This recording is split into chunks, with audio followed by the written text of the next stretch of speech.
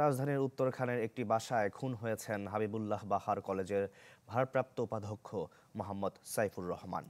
তার শরীরে ধারালো অস্ত্রের আঘাত রয়েছে বলে জানায় পুলিশ। উদ্ধার করে হাসপাতালে নিলে মৃত ঘোষণা করেন চিকিৎসক। এই ঘটনায় মামলা হয়েছে থানায়। রাজধানীর উত্তরখান এলাকার পশ্চিম পাড়ার একটি বাসাতেই পরিবার ছাড়া একলা থাকতেন হাবিবুল্লাহ বাহার কলেজের ভারপ্রাপ্ত ভাইস প্রিন্সিপাল মোহাম্মদ সাইফুর রহমান ভূঁইয়া। সোমবার ভোররাতে সেই বাসাতেই দুর্বৃত্তরা তাকে এলোপাতাড়ি কুপিয়ে জখম করে। পরে প্রতিবেশীরা উত্তরের একটি হাসপাতালে নিলে চিকিৎসক সাইফুর রহমানকে মৃত ঘোষণা করেন। সারাদিন তো তারা কেউ জানেই না, তার বাড়িটা এরা কেউই জানে না। আত্মীয় স্বজনরা তো আমরা তো নিউজ পাইছি 5টার উপরে।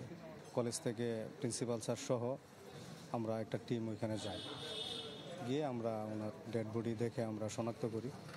গেল 4 মাস ধরেই স্ত্রী ও 2 সন্তানকে ছাড়াই আলাদা থাকতেন সাইফুর রহমান। তবে কোথায় থাকতেন জানত না পরিবার। মাঝে মাঝে যেতেন নিজ বাসায়। এই হত্যাকাণ্ডের সুষ্ঠু বিচার চাইলেন মৃতের স্বজনেরা। আমার ভাই আপন ভাই মেরে হচ্ছে কুবাইয়া কেবা কারা, আমি শুনছি 4:30। আমি তাকে জিজ্ঞেস করতাম যে তুমি কোথায় থাকো রাতের বেলা।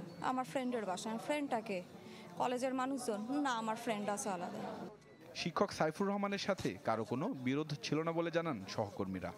আমরা দাবি করছি শিক্ষক সমাজের পক্ষ থেকে, কলেজের পক্ষ থেকে, যে এটা খুব দ্রুত অপরাধীদের ধরা হোক এবং তদন্ত হোক এবং যেন এটার দৃষ্টান্তমূলক শাস্তি হয়।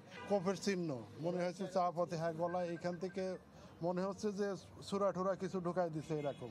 ভালো শিক্ষক ছিলেন, রাজনীতির সাথে এতটা আমার জানা মতে এতটা ইনভলভ ছিলেন না।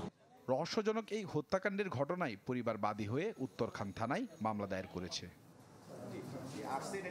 সম্রাট হোসেন, চ্যানেল 24, ঢাকা।